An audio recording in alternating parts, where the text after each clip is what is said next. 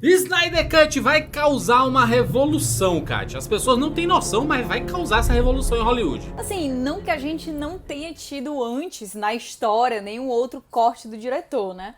Mas esse aqui é um pouquinho diferente, Juras. É um pouquinho diferente porque já fizemos vídeos, né? Que a gente não vai, né?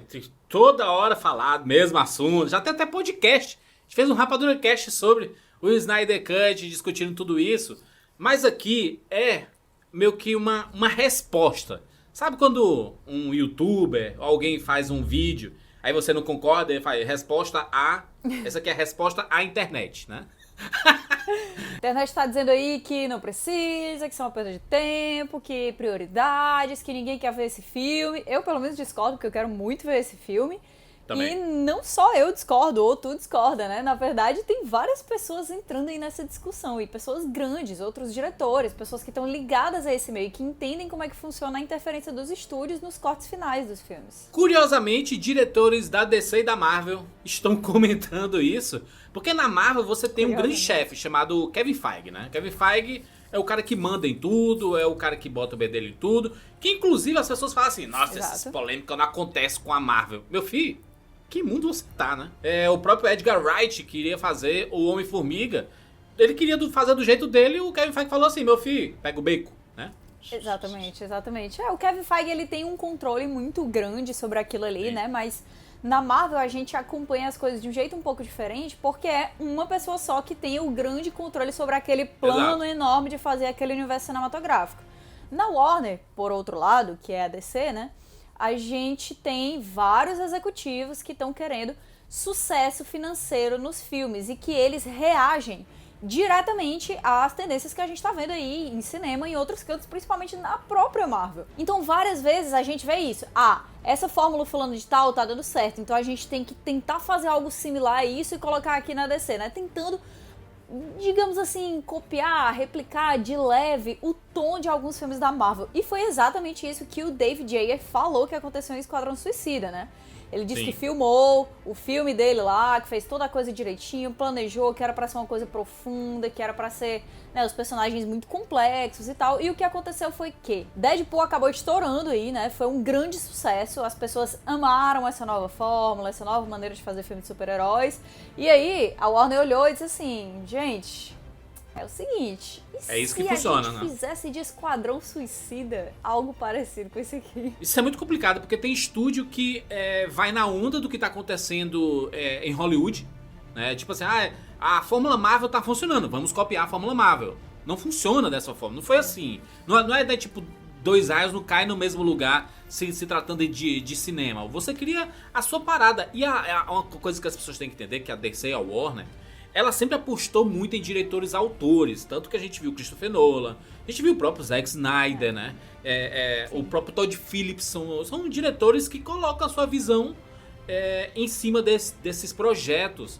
E quando você vê o estúdio, curiosamente, a Warner interferindo tanto nesses filmes, o Nolan falou, cara, o filme é meu, e como ele teve a carta, né, a cartada do The Dark Knight, que deu muito certo, você assim, faz o que você quiser. E é por isso que a relação dele com a Warner é extremamente fiel, né? O Nolan não sai da Warner, por exemplo.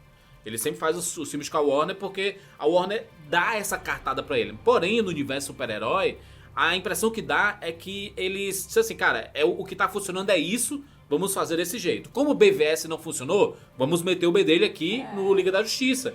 E foi o que aconteceu com o Zack Snyder. Mas algumas pessoas acabam falando sobre o Snyder Cut dizendo assim, mas tipo assim, a Warner só tá fazendo isso pra ganhar assinante no HBO Max, é só pensando em dinheiro e tudo mais. É óbvio, Hollywood, ela pensa única e exclusivamente em dinheiro, em retorno financeiro. O ponto do estúdio é pensar em dinheiro. O estúdio investe 200 milhões no filme, tu acha que ele tá querendo o quê? Não, quero colocar o lado artístico em primeiro lugar do que dinheiro. Não é. Essa ilusão que as pessoas têm é a ilusão quinta série. Criança tem essa ilusão. Adulto não pode ter essa ilusão de que o importante é o lado artístico, heróico e tudo mais. Né? Não é. Gente, esquece isso. Quem faz isso é cineasta independente. Quentin Tarantino que manda.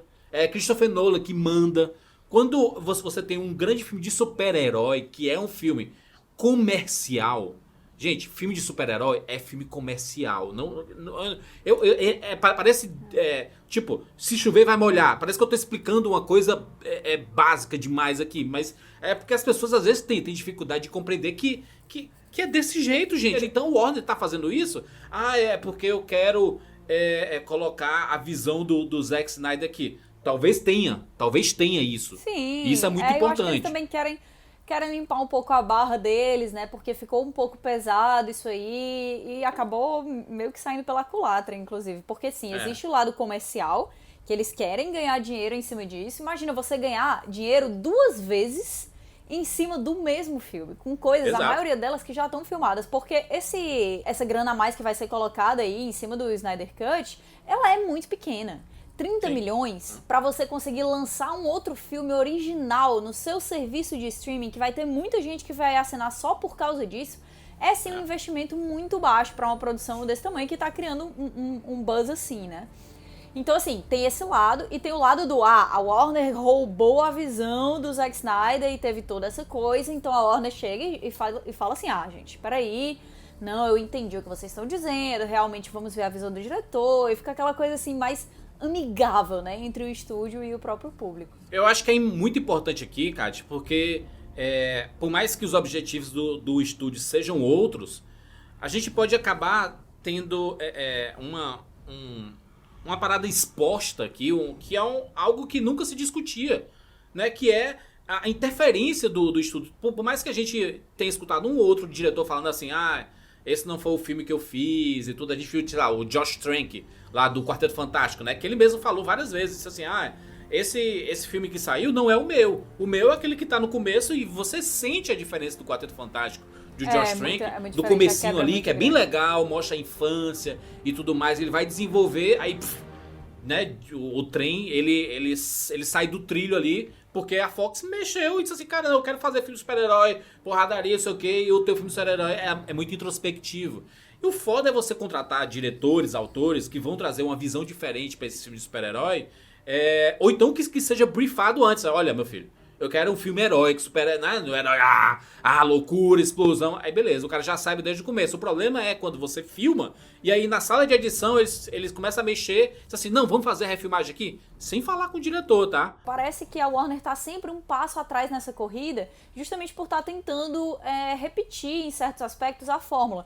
A gente já falou aqui de Dark Knight, existe um motivo pelo qual essa trilogia, né, a trilogia do Nolan é tão falada até hoje como, tipo assim, uma das grandes conquistas em cinema de super-heróis, e é justamente porque ele fez a sua própria coisa, ele teve liberdade criativa e ele pôde ter a visão dele do personagem e colocar aquela visão no filme. Eu acho que isso aí é difícil de você fazer essa aposta, tá? É difícil de você encontrar um diretor que tem uma visão dessas que vai refletir, sim, em um sucesso comercial, porque o sucesso comercial, ele é necessário para esse tipo de coisa continuar acontecendo. Mas é meio que um risco que você tem que correr, porque senão a gente vai acabar com vários filmes muito recortados, muito mal apresentados, com narrativas muito confusas e, mais uma vez, com o universo cinematográfico da DC, essa grande bagunça eternamente. E aqui no caso do Aves de Rapina, por exemplo, a própria diretora, né, a Cathy Yan, ela chegou no Twitter dando RT no próprio David Ayer, né, diretor de Esquadrão Suicida, que tá acostumado, depois do Snyder Cut, aliás, antes mesmo ele já tava falando, mas que parecia reclamação, né, de esse diretor tá chorando aqui, não sei o quê. E aí, depois do Snyder Cut, ele falou assim, cara, meu filme que foi pro cinema, ele foi todo picotado, não era a visão que eu tinha pra ele, mas depois do sucesso de Deadpool, a Warner decidiu mexer e colocou aquela festa loucura que aconteceu em Esquadrão Suicida. Será que o Esquadrão Suicida... E ele falou, né, que o filme dele, bom? Era um drama muito grande e aí se tornou meio que uma comédia, né? Era um negócio mais complexo, porque são personagens mais complexos, né? São vilões, né? Ele tinha uma outra abordagem, uma abordagem mais sombria. E a Warner queria, não, eu quero quero música e quero diversão. E aí foi o que ele acabou acontecendo e não por ele, porque ele não queria isso. E aí ele tem uma versão do filme um pouco mais dark, sombrio e tudo. E aí a Cathy Yan deu um RT nele, respondendo, dizendo assim, eu entendo a sua dor. Por quê? A gente ouviu muito de bastidores que o Aves de Rapina foi muito mexido também. Ele foi. Houve uma grande interferência da Warner no Aves de Rapina, principalmente nas cenas de ação e diversão. Por quê? As cenas de luta, muitas delas não foram nem feitas pela própria Cathy Yan. Foram feitas pelo Chad Stahelski, que é o diretor lá de John Wick e tudo. Ele foi contratado só pra fazer isso. Lembra quando a gente comentou sobre o Chad Stahelski estando em Aves de Rapina, num vídeo que a gente fez sobre dublês? Ele foi chamado pra refazer algumas coisas que o estúdio não gostou da Cathy Yan. E aí, esse tipo de coisa parece ser muito comum em vários filmes. Porém, alguns funcionam e alguns não funcionam. Mas quando você comanda, você é o diretor, a diretora do filme, cara, você mexer nele é você meio que dizer assim, cara, a tua visão não é o que nós queremos. Por isso, vamos chamar outra pessoa pra mexer. E aí fica um filme que não é seu, que não é da outra pessoa. E fica um filme de quem? E aí começaram a criar polêmica, cara. De eles mudaram porque você queria colocar o pênis do vilão no... Gente, que bobagem, gente. Pelo amor de Deus. É um filme pro público mais velho, com piada, com sangue e tudo mais. Então ele poderia ter qualquer tipo de piada ali, entendeu? Inclusive zoando o membro do vilão, entendeu? Cara, é o último motivo pelo qual não teria sido o corte original. Eu acho que não foi isso. Realmente eles estavam querendo um filme que alcançasse audiências mais maduras, mas ao mesmo tempo fosse leve o suficiente para ser um grande sucesso de bilheteria. E quando você tá querendo agradar todo mundo, fazer tudo ao mesmo tempo, você acaba com uma grande quimera lá de coisas que não funcionam juntas. E é uma aberração. Agora, a coisa que eu fico assim é porque... E agora? O que a gente vai conseguir daqui pra frente? A gente vai ter sempre diretores de certos estúdios reclamando dessas interferências. Talvez outros diretores não aceitando projetos nesses estúdios por medo dessa interferência e os fãs eternamente sem saberem qual era a narrativa original dos diretores ali? Fico pensando que esse novo olhar pros filmes de super-herói, principalmente, que é o que a gente tá falando aqui, talvez a gente veja um estúdio ele acreditando mais na visão dos autores. Se você contrata um diretor que tem assinatura como o próprio Zack Snyder, você não está contratando qualquer pessoa. Você está contratando uma pessoa que tem uma visão particular sobre aquele projeto. Se for para rejeitar a visão dele, que seja rejeitado antes de fazer, né? Diz assim, olha, essa tua visão aí, Snyder, putz, não combina com o que a gente quer. É isso. Eu acho que existem três possíveis desenrolares aí dessa história. Primeiro é a gente começar a ver filmes que tem mais a ver com a visão de um criador, né? Uma coisa mais original e tal. E que pode, pra mim, é a melhor das possibilidades ligadas a toda essa polêmica. É se o estúdio olhar e disser assim, gente, realmente, ó, o público não tá gostando, é uma coisa que não tá tendo muito sucesso comercial, às vezes até tem, mas é muito incerto. A gente não pode eternamente ficar deixando pra lá as críticas negativas e só pensando no dinheiro, porque o estúdio não tem como se manter assim eternamente. Alguma hora as pessoas vão só parar de assistir os filmes. Então vamos dar liberdade aqui pra essa galera e ver qual é. Seria a melhor das possibilidades, tá? A outra coisa que eu acho que pode acontecer é eles começarem a avisar isso antes pro pessoal ali e tal, e alguns diretores que têm um potencial muito transformador, muito positivo para certas franquias que a gente quer ver filmes maravilhosos, não aceitarem projetos em certos estúdios, porque eles sabem que o que vai acontecer é esse recorte absurdo e que eles podem acabar ali no currículo deles com um filme que não tem nada a ver com o que eles querem fazer do resto da carreira deles. O James Gunn, né, ele topou fazer o Esquadrão Suicida na DC com a cláusula de, cara, o filme é meu, eu vou fazer do jeito que eu quero. Obviamente que esse jeito que eu quero, ele sofre alguns, né, alguns poréns, que é tipo assim, do jeito que eu quero, eu vou fazer um filme de 5 horas? Não, né?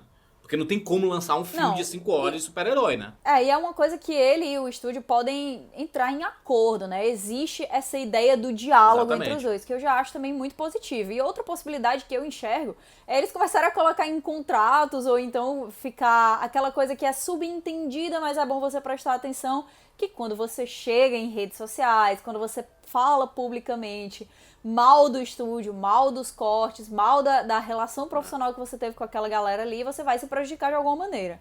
Que seria muito triste, porque é muito legal a gente ter essa visão sincera sobre o que acontece nessas produções. Sim. Vamos ver, né? Vamos ver o que vem daqui pra frente, o que a gente vai retirar dessa história do Snyder Cut, Sim. Fora o próprio Snyder Cut, que a gente já vai ter. Exatamente, a gente só cabe a gente aguardar as ramificações, né, de tudo que vai acontecer. Eu acho que é um diálogo muito importante que está sendo criado entre criadores e o estúdio. O estúdio passando a compreender que respeitar a visão do seu criador, né, quando você contrata alguém para fazer um projeto grande, para encabeçar um grande projeto, você tem que respeitar e dar liberdade para esse cara brilhar. A gente viu o Todd Phillips fazendo isso no Joker. Ele disse assim, cara, deixa eu fazer meu filme aqui, filme pequeno e tudo mais, deixa eu fazer do meu jeito. Recebemos Joker. E deu no a gente que vai deu. ver isso com o Esquadrão Suicida. Tem alguns diretores, o próprio James Gunn, ele conquistou essa liberdade. O Guardião da Galáxia, ele é um exemplo disso, é totalmente diferente de tudo que a gente tinha visto da Marvel.